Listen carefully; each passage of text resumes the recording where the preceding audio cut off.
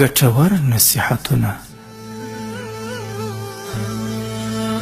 حضرت علی رضی الله عنه فرمایي په کوم ځای کې چې ستا عزت نه کیږي هلته هیڅکله مه ځه، که څه هم هلته تا ته د طلا په کاسه کې ډوډۍ درکوي.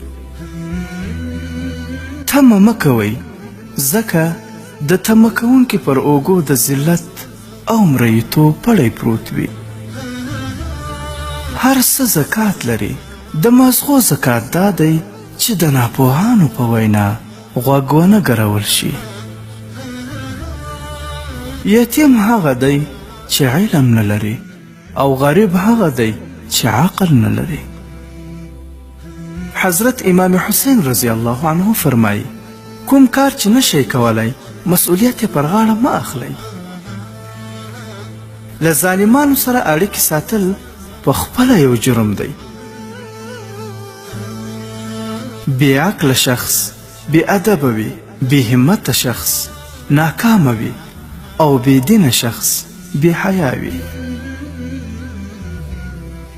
او حضرت لقمان حکیم رحمه الله فرمایي له احمقانو او ناپوهانو سره انډیوالي مه کوئ، دا په سختي حالت کې ستاسو ستونزې او کړاوونه لا زیاتوي.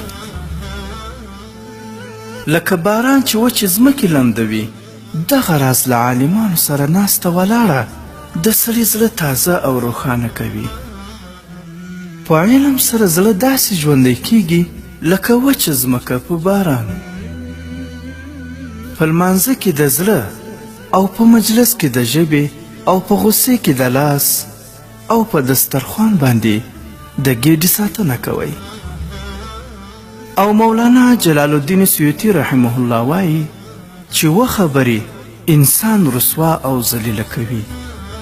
له بلنې پرته میلمستیا ته تلل، په مجلس کې تر خپلې مرتبې پورته کېنستل، د نورو په خبرو کې دخالت کول، میلمه کېدل او پر کوربه باندې امر کول او د ناوړه شخص سره دوستی کول.